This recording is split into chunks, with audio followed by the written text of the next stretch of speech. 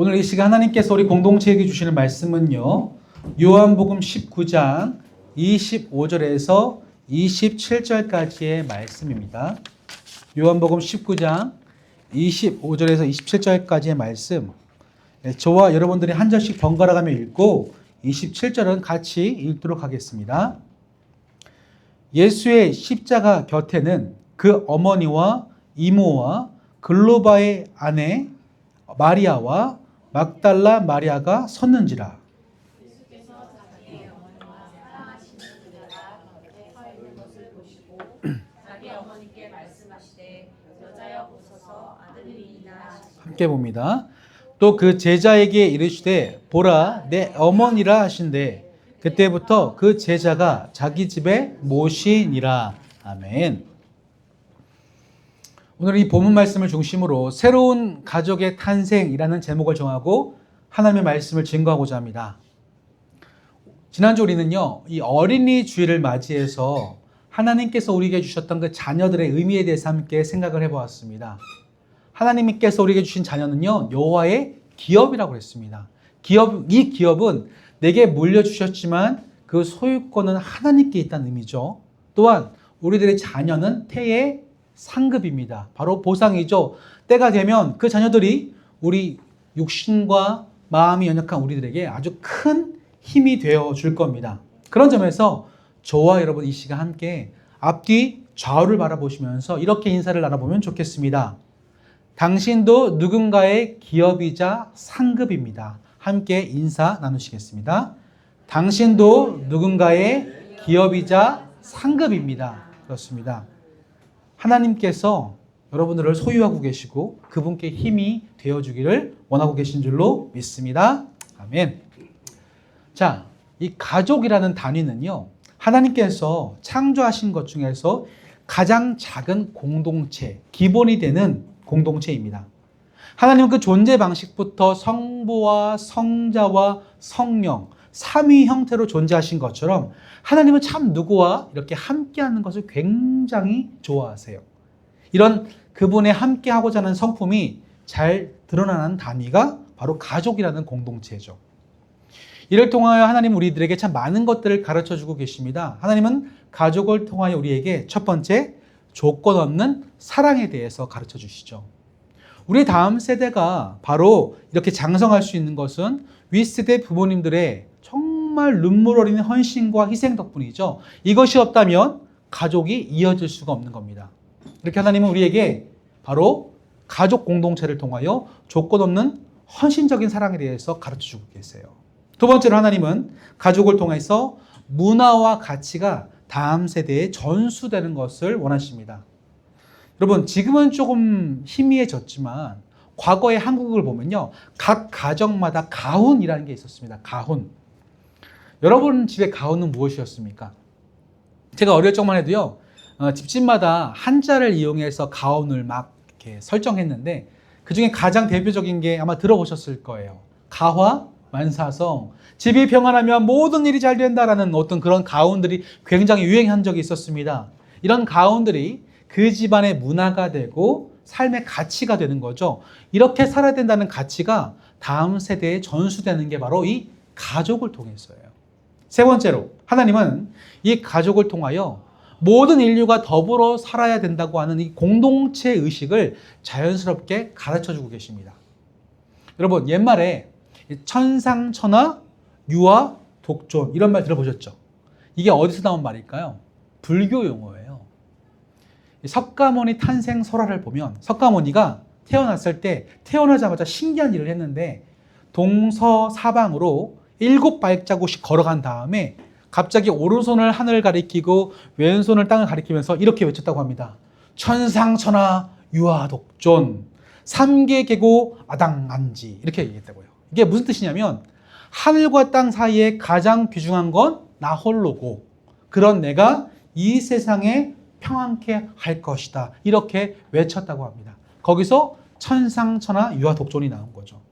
여러분, 그런데 이상하지 않습니까? 사람이 어떻게 해야지만 자신이 존귀하다는 것을 깨달을 수 있을까요? 홀로 있을 때는요, 자기가 귀한지 알 수 없어요. 누군가 옆에서 당신은 사랑받기 위해 태어난 사람이라고 축복하고 존귀하게 여겨줘야지 내가 귀한 줄 압니다. 그죠? 하나님은 우리가 천상천하 유아독존 하지 않도록 스스로는 그 존귀함을 깨달을 수 없기 때문에 이 가족 공동체 안에서 공동체 의식을 통하여 서로를 귀하게 여기는 연습을, 훈련을 시켜주신 거죠.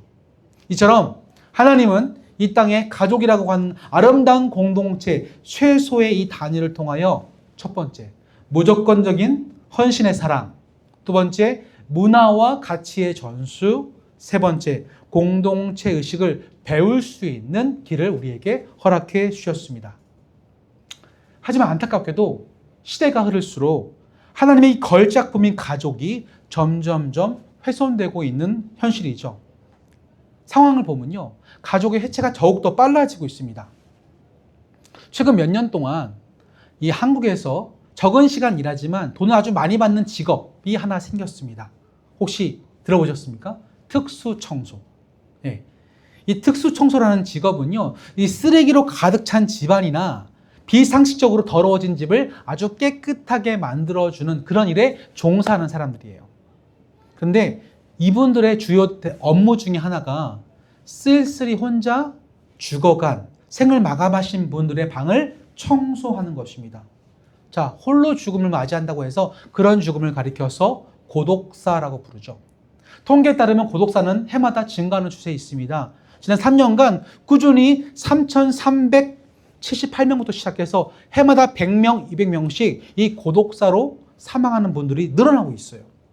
그 배경에는 이 가족이 해체되었다고 하는 배경이 작동하고 있습니다. 이 가족의 해체는 단순히 배우자의 사망, 이혼, 가출 이런 단순한 문제가 아니라 그 가족의 해체가 벌어지는 그 기저에는 깊이 깔려있는 두 가지 세계관, 이기주의와 물질주의가 자리 잡고 있는 거죠. 이 둘이 가족을 해체시켜요. 가족을 함께 공동체로 보지 않고 나의 생존을 위한 수단과 목적과 도구로 본다는 거죠. 이렇게 가족이 점점 해체되면서 결국 가정을 향한 범죄도 증가하는 추세입니다. 자, 그렇다면 이런 안타까운 모습을 해결해야 될 이 사회 시스템은 과연 제 기능을 발휘하고 있을까요? 그렇지 않습니다. 이 복지 정책을 보면요, 부양 가족이 있으면 아무리 그 가정이 경제적으로 어려워도 나라에서 도움을 주지 않습니다. 그래서 어떻게 하냐면 진짜 도움이 필요한데 도움을 받지 못하니까 세대주를 분리를 시켜요. 가족이 있지만 서로 따로 지내는 거죠. 그래서 할아버지, 할머니들이 손주, 손녀와 강제로 떨어져 지냅니다. 그래야 나라에 도움을 받을 수 있거든요. 물론 정책상 허점이 있습니다. 그럼에도 불구하고 이런 정책들이 가족의 해체를 가중시킨다면 뭔가 문제가 분명히 있다고 하는 것입니다. 동시에 우리 함께 동성애에 대해서 한번 생각해 볼까요? 이 동성애는요, 성적 취향이라고 하는 단순한 문제가 아닙니다. 하나님은 남자와 여자를 통해서 가정을 이루시고 그 결과로 생명을 잉태케 하셨어요. 그런데 이 동성 가족 속에는요, 자연스러운 생명이 잉태되어질 수가 없습니다. 때문에 강제적으로 생명을 주입시키죠. 어떤 방법을요? 입양과 대리모라는 방법입니다. 그렇게 해서 억지로 가정이 탄생해요. 그런데 우리가 여기서 놓치지 말아야 할 것은 바로 이 동성 가족의 자녀로 선택받는 그 아이들에게는요, 그 어떤 선택권도 없다는 사실입니다. 이 아이들에게는 아빠, 엄마가 아니라 아빠, 엄마, 엄마의 가정을 선택하고 싶지 않았어도 어쩔 수 없이 선택해야만 하는 운명에 처해지게 된 거죠. 때문에 이 속에 우리는요, 또 다른 역차별을 보게 되는 거예요. 물론 이 동성가족 속에는요, 이 가정 속에 태어난 자녀들이 행복한가 그렇지 않은가라는 많은 연구들이 있습니다. 근데 이 연구를 제가 보여드리지 않는 이유는 연구의 방법론에 따라서 결과가 너무 다르고요. 또한 아직까지는 이 행복이라는 것도 모호하고 이 아이들이 살아갈 날들이 많기 때문에 그 조사 결과가 정확치 않기 때문에 제가 자료는 보여드리지 않겠습니다. 그럼에도 불구하고 중요한 건 이렇게 억지로 생명이 주입된 가정은 부자연스럽고 인간이 인위적으로 가정을 형성하려고 할 때에 오는 그 한계가 명확하게 드러난다고 하는 것입니다. 이런 가정의 위기, 가정의 해체는 이미 성경 속에서 예견된 것들입니다. 예수님은 이 세상의 마지막이 가까이 다가올수록 이런 현상들이 나타날 것이다 말씀하셨는데 그 중에 이런 말씀이 있죠. 마태복음 10장 21절입니다. 우리 다 함께 읽어보겠습니다. 시작. 장차 형제가 형제를, 아버지가 자식을 죽는 데에 내주며 자식들이 부모를 대적하여 죽게 하리라. 우리가 이 구절 속에서 읽어낼 수 있어야 하는 것은요, 죄의 심각성입니다. 태초에 인류가 범죄하고 나서 가장 먼저 행했던 죄의 열매는 무엇입니까? 바로 살인이죠. 가인이 아벨을 죽입니다. 이것은 하나님의 형상이 또 다른 하나님의 형상을 훼손시킨 거죠. 그런데 시대가 더해 갈수록 이제는 어떤 일이 벌어집니까? 이렇게 출발한 죽음의 권세는 형제와 형제를 뛰어넘어서 부모와 자녀, 자녀와 부모, 형제와 형제가 서로와 서로를 파괴하는 지경에까지 이르게 된다고 하는 거죠. 결국 뭐예요? 가정의 해체가 돌이킬 수 없게 되었다. 그런 뜻입니다. 자, 이런 상황 속에서 우리에게 이 시대의 가족에게 과연 희망이 있을까요? 그냥 그저 내 가족만 잘 지키면 된다라는 심정을 갖고 자기 가족에게만 집중하면 충분할까요? 이런 질문 앞에 하나님은 오늘 본문을 통하여 우리에게 이렇게 말씀하고 계십니다. 당시 상황은 이러했습니다. 예수님께서 여러분 잘 아시는 골고다 언덕 위에 십자가에 매달려 계세요. 이 장면을 만약 예수님의 혈연적인 가족들이 목격하였다면 어떤 상황이었을까요? 어떤 심정이었을까요? 자신의 아들이, 자신의 형이, 조카가 그 십자가 위에 매달려 죽는 모습을 바라보면서 정말 말로 다할 수 없는 고통을 느꼈을 겁니다. 예수님께도 실제적인 가족이 있었죠. 그의 아버지였던 요한은요, 예수님의 탄생의 이야기 이후에 자취를 감춥니다. 그래서 학자들은 이 예수님의 아버지 요한이 아마 일찌감치 죽었던 것 같다라고 추측을 하죠. 하지만 여전히 지금 십자가에 매달린 예수님 곁에는 그의 생물학적인 어머니인 마리아가 곁에 서 있습니다. 자, 그녀가 자신의 아들인 예수가 십자가에 달려 죽을 때에 어떤 마음이었겠습니까? 누가복음 2장을 보면요, 이 시므온이라는 할아버지가 이미 그때를 알고 다음과 같이 예언해 두었습니다. 우리 함께 누가복음 2장 35절을 읽겠습니다. 시작. 또 칼이 내 마음을 찌르듯 하리니 이는 여러 사람의 마음의 생각을 드러내려 함이니라 하더라. 이 시몬 할아버지는 성경을 보면 의롭고 경건하며 이스라엘의 위로를 기다리는 자라고 소개되어 있습니다. 그는요, 성령의 인도하심을 따라서 너가 죽음을 보기 전에 그리스도를 보게 될 것이다라는 지시를 기다리고 있었죠. 그런데 어느 날 실제로 성전에 아기 예수가 정결 예식을 위해서 부모의 품에 안겨왔습니다. 이것을 바라보고 성령이 감동하심으로 이 아기가 그리스도라는 것을 깨닫죠. 그래서 그 아기를 안고 막 축복해요. 하나님을 찬송합니다. 그렇게 축복하다가 이제는 마리아를 축복하기 시작하는데 그 마지막 축복의 장면이 바로 35절이죠. 그녀의 마음이 그때가 되면 칼이 그의 폐부를 찌르는 것 같은 고통이 찾아온다고 얘기합니다. 학자들은 이 언급에 대하여 말씀하기를 바로 앞으로 자신의 아들인 예수를 십자가에 못 박히게 되었을 때 그 고통을 느끼게 될 장면을 시므온이 성령을 통해서 미리 예언했다라고 언급하고 있습니다. 여러분, 얼마나 힘들었을까요? 어머니 입장에서. 우리 유교적인 전통에서 보면 가장 큰 불효가 무엇인지 아십니까? 바로 자식이 부모보다 앞서는 거예요. 쉽게 설명하면 부모가 살아 생전에 자녀가 죽게 되면 그것이 가장 큰 불효라고 하는 겁니다. 왜냐하면 자식은 부모가 죽으면 땅에 묻지만 부모는 자식이 죽으면 가슴에 묻기 때문이죠. 그런 점에서 우리 예수님은요, 십자가 사역을 완성하기 위해서 불가피하게 불효자가 되어야 합니다. 그런데 이때 우리 예수님은 어떻게 하셨죠? 솔직히 말하면 쉽게 그냥 예수님은 마리아를 떠나셔도 됐습니다. 마리아가 아무리 좋은 어머니였다 할지라도 이제 십자가 사역을 끝마치고 나면 그분은 하나님의 아들 위치로 돌아가시지 않습니까? 그죠? 때문에 이제는 어머니와 아들의 관계가 아니라 하나님과, 그죠?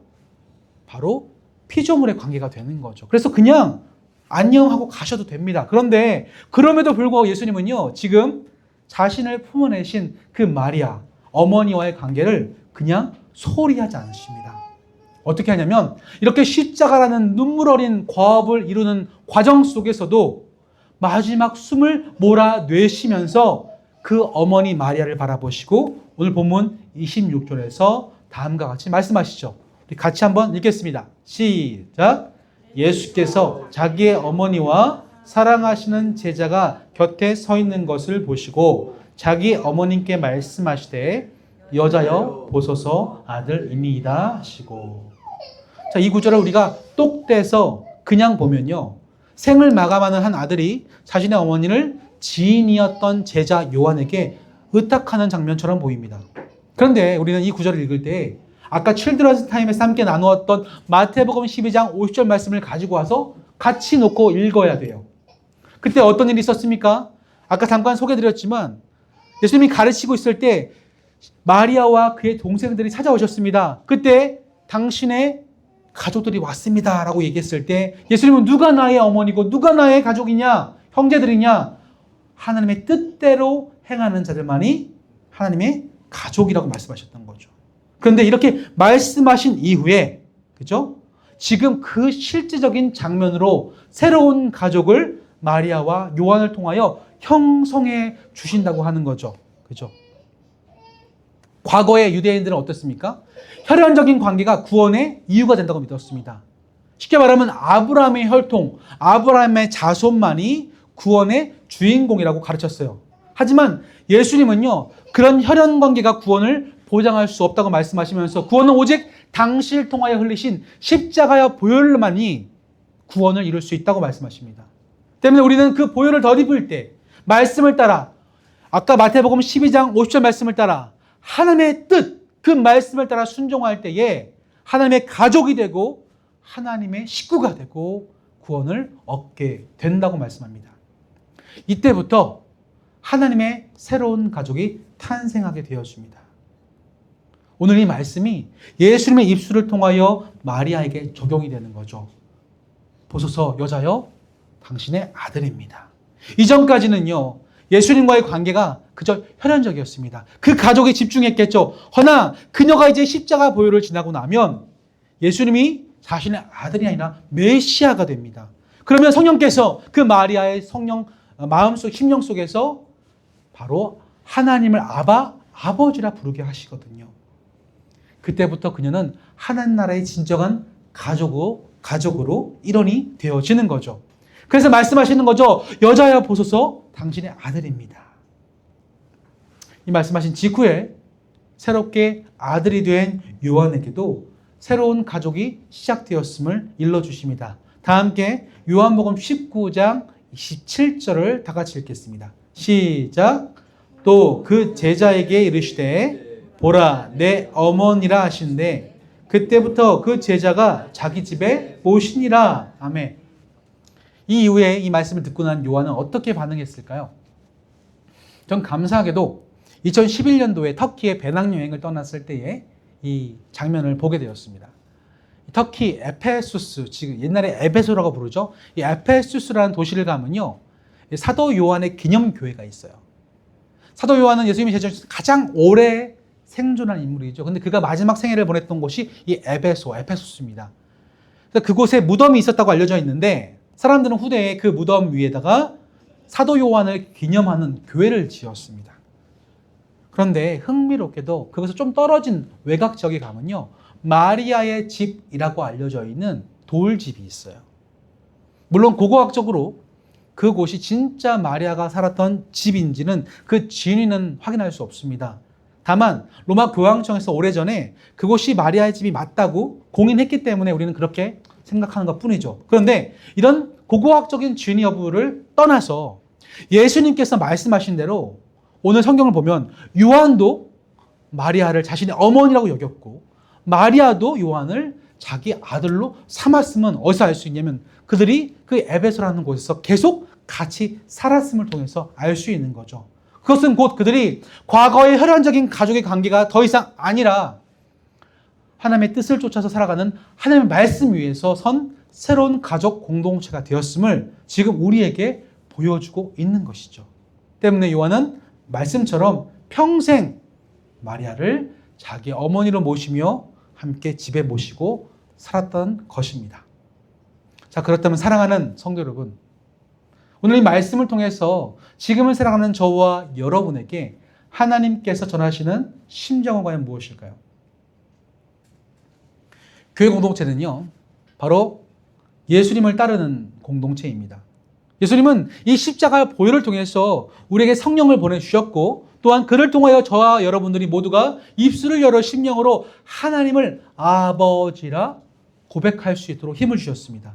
때문에 이렇게 형성된 교회 공동체는요, 단순한 커뮤니티 그 이상입니다. 주님께서는 이 교회 공동체가 새로운 가족이라고 말씀하시는 거예요. 그 예를 위해서 최초의 새로운 공동체로 바로 마리아와 아들을 영적 가족으로 묶어내셨습니다. 이것이 앞으로 우리 교회가 나아가야 할 모든 교회들의 바로 기초입니다. 교회 안에는 가족이 있어요. 주님 안에서 나의 아버지, 어머니, 자녀가 된 가족 관계가 교회 속에 있습니다. 이 교회 속에 가족이라는 공동체를 주신 이유는 바로 무조건적인 사랑과 문화와 가치의 전수와 공동체 의식을 이 교회 안에서 가르치시기 위해서 우리에게 선사하신 아름다운 걸작품이죠. 그럼에도 불구하고 많은 시대 세태는요, 가족의 해체와 더불어서 교회 공동체마저도 교회가 가족이라는 것을 자꾸만 잊어버리고 있습니다.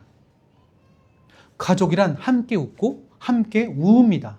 같이 먹고 마시면서 부분과 전체가 연결되어지죠. 하지만 점점 시대가 지나갈수록 교회가 서로를 향한 관심을 잃어버리고 돌봄의 마음이 희미해지면서, 죄송합니다, 현재 많은 교회들은 가족 공동체가 아니라 집단 혹은 단체, 기관으로 전락하고 있습니다. 이 개인주의는요, 교회라는 가족을 이기주의적인 집단으로 만들어버리죠. 물질주의는 교회라는 공동체를 서로 바라볼 때 수단과 목적으로 바라보게 만듭니다. 특별히 저와 여러분이 몸담고 있는 밴쿠버, 특히 이런 이민교회들은요, 이런 것들에 매우 취약합니다. 단순히 커뮤니티를 위해서, 사람과의 관계를 위해서 많은 분들이, 한인들이 모인 곳을 찾기 때문에 이민교회 특성상 많은 사람들이 서로 도보려고 하지 않고 서로 뭔가를 이용하려고 하는 안타까운 모습 때문에 눈물 짓고 실망하고 주저앉고 상처받는 일들이 너무 많이 벌어지고 있다는 거죠. 그런데 역설적으로요, 그랬기 때문에 저와 여러분의 이민교회는 오히려 더 희망이 있습니다.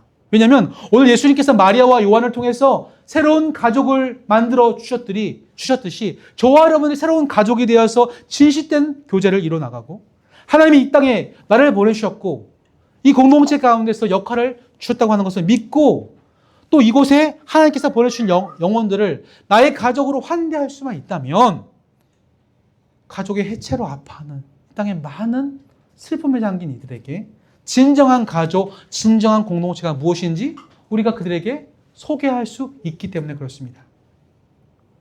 제가 여러분께 사랑하는 성도 여러분 할 때 이 사랑하는 수식어를 붙일 때마다 하나님은 제게 이렇게 물으십니다. 뭐 정말 진짜냐? 성도들을 사랑하냐? 제게 꼭 물으십니다. 그런데 생각해보면 저는 저의 힘으로는 여러분을 사랑할 수가 없습니다.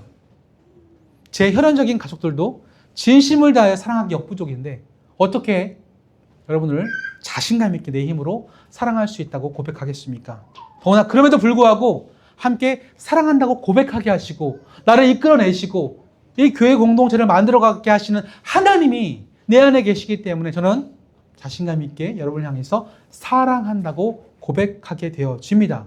그런 마음을 따라 저와 여러분 모두가 누군가에게 쉴만한 언덕을 제공하고 그들에게 눈물과 기쁨과 함께 나눌 수 있는 환대의 마음을 활짝 열어주신다면 분명 하나님은요, 우리가 서로 가족되게 하실 거고 동시에 이곳에 하나님의 나라가 임재했다고 칭찬해 주실 줄로 믿습니다. 이 시간 어버이날을 기념해서 이 말씀을 함께 묵상하였습니다. 지금도 많은 교회가 있지만 그 속에 진짜 하나님의 나라를 향한 가족 공동체로서 진정한 나의 아버지, 어머니, 자녀로서 관계를 맺고 함께 나아가는 공동체는 많지 않는 것이 현실입니다. 그런 가운데 저와 여러분을 지어져가는 교회 공동체의 일원으로 불러주셨습니다. 그렇다면 여러분 한 사람 한 사람에게도 역할이 있지 않을까요? 나를 왜 이 땅에 부르셨는지, 나를 통해서 아버지의 역할을 감당케 하실지, 어머니의 역할을 감당케 하실지, 자녀의 역할을 감당케 하실지, 이런 역할들을 우리에게 원하신다면 여러분은 뭐라고, 어떤 역할을 감당하겠노라고 대답하시겠습니까? 오늘 이 말씀을 통해서 그 질문에 각자가 하나님께 진실되고 솔직한 답을 내셨으면 좋겠습니다. 그 아름다운 마음을 통해서 우리 교회가 하나님의 새로운 가족으로서 든든히 서갈 수 있게 되어지기를 주님의 이름으로 간절히 축원합니다. 아멘. 이 시간 함께 말씀을 기억하시면서 함께 세 가지를 놓고 기도했으면 좋겠습니다. 하나님께 세우신 이 교회를 통해서 우리가 먼저 가족이 되었던 건 참 감사한데 어버이날을 맞이해서 우리 가족들을 한번 생각해 보면 좋겠습니다. 나는 하나님 나라의 가족의 일원이 되었지만 혹시 우리 주변에 여전히 믿지 않는 가족들은 없습니까? 나의 혈연적인 관계로 하나님께서 보내주셨는데 여전히 그들은 주님이라 고백드리지 못하고 하나님을 아버지라고 고백드리지 못한다면 어떻게 영원한 삶으로 그들이 나올 수 있겠습니까? 하나님 나의 가족을 불쌍히 여겨주시고 혹시 아직 믿지 않는 영혼들이 있다면 나의 가족들을 주님께서 인도해 달라고 기도하시며 두 번째로는 우리 공동체가 함께 웃고 함께 울어주는 환대의 공동체가 되어서 하나님 나라의 가족의 교회가 될 수 있도록 기도를 부탁을 드립니다. 세 번째로 하나님 내게 허락하신 교회 공동체의 가족들을 진심을 다하여 사랑하는 마음을 달라고 내게 주신 그 역할을 잘 감당하여서 내가 누군가의 부모로서 자녀로서 역할을 감당하며 하나님 나라를 함께 지어갈 수 있게 달라고 이 세 가지를 놓고 함께 통성으로 소리내어 기도하시겠습니다. 하나님 감사합니다. 오늘 주님 귀한 말씀을 통하여서 하나님께서 마리아와 요한을 통하여 제정하신 새로운 가족의 의미가 무엇인지 이 어버이날을 생각하며 함께 말씀을 묵상해 보았습니다. 하나님 그동안 우리가 생각했던 가족들은 피를 나눈 혈연적인 공동체였습니다. 생각해보니 하나님께서 세우신 공동체도 어쩌면 혈연적인 공동체일 수 있겠다 싶습니다. 왜냐하면 그것은 예수 그리스도 보혈의 피를 함께 나눈 영적인 보혈의 피를 나눈 혈연적인 공동체가 될 수 있겠다 생각해 봅니다. 그런 자들은 어떻게 고백합니까? 하나님의 뜻대로 말씀을 가지고 살아가는 존재들입니다. 그들만이 하나님 나라 안에서 가족이 될 수 있다고 예수님 말씀하셨고 그 마음이 전달되어서 그 말씀이 실현되어서 오늘 마리아와 요한을 통한 새로운 가족을 우리가 목격하게 되었습니다.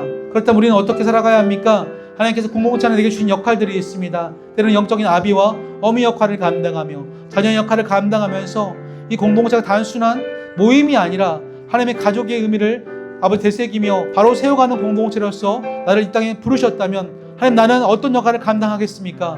그 질문을 주님께 나에게 던지실 때에 진실한 대답으로 서게 하여 주시고 누군가에게 내 삶의 자리를 내어주고 내 시간을 내어주고 내 마음과 물질과 나의 삶을 나눠줌으로 말미암아 그가 더욱더 하나님을 깊이 알고 깨닫고 그 사랑을 경험할 수 있는 가족으로서 함께 울고 웃는 공동체의 의미가 무엇인지를 깨달을 수 있도록 나를 사용하여 주시옵소서. 동시에 기도하면서 하나님 내 주변에 혈연적인 가족 간에도 여전히 하나님을 아버지라 부르지 못하는 안타까운 영혼들이 있음을 기억합니다. 그들에게 주님께서 다가주셔서 하나님의 나라가 무엇인지 예수 그리스도를 통하여 우리가 하나의 공동체로서 혈연을 뛰어넘는 영적인 가족이 되었다는 것을 그들도 알게 하여 주시옵소서. 내 입술이 필요하다면 날 사용하여 주시고 나의 삶을 기초로 하여 그가 하나님 나라의 복음이 무엇인지를 깨닫게 하여 주심으로 말미암아 그가 주의 품에 돌아오기에 부족함 없도록 주님 나를 사용하여 주시고 그들의 영혼을 주님께서 불쌍히 여겨주시기를 간절히 바라고 소망합니다. 또한 우리가 모두가 그런 마음을 가지고 하나가 될 때에 우리 가운데 관계가 새로워지고 누군가의 부모의 역할, 가족의 역할을 잘 감당하여서 주님 바라보실 때 이 저어가는 교회 공동체가 우리 가운데 하나님의 나라가 이미 시작되었음을 깨닫고 기쁨과 감사로 함께 나가도록 주님 역사하여 주시옵소서. 주님 감사합니다. 감사합니다. 우리를 사용하여 주시옵소서. 사랑이 많으신 하나님, 오늘도 우리를 새로운 가족 되게 하시고 이 세상 살아가면서 서로를 돌보며 기댈 수 있는 언덕 되게 하심에 감사합니다. 하지만 여전히 많은 사람들은 이 진정한 가족의 의미를 알지 못한 채 외로워합니다. 예수님의 보혈을 모르고 하나님의 말씀을 따르지 못하고 새로운 가족을 시작하신 울타리 바깥에서 여전히 서성이고 있습니다. 바라건대 그런 자들에게 나의 삶의 자리를 내어주고 기꺼이 주님의 가족으로 환대할 수 있는 마음을 우리 모두에게 허락하여 주시옵소서. 특별히 어버이날을 맞이하여 우리 공동체 안에 부모님을 위해 기도합니다. 그들을 기억하시고 그들의 헌신과 섬김 위에 우리가 설 수 있음을 기억하며 마땅히 자녀된 도리를 다할 수 있는 우리 모두가 될 수 있도록 인도하여 주옵소서. 혹시 우리 혈연적 관계 속에서 여전히 주님을 믿지 않는 영혼들이 있다면 그들을 주님께서 초청하시고 새로운 가족 되도록 인도하여 주시옵소서. 이 모든 간구 우리를 가족 되게 하신 살아계신 예수님 이름으로 간절히 기도드립니다. 아멘.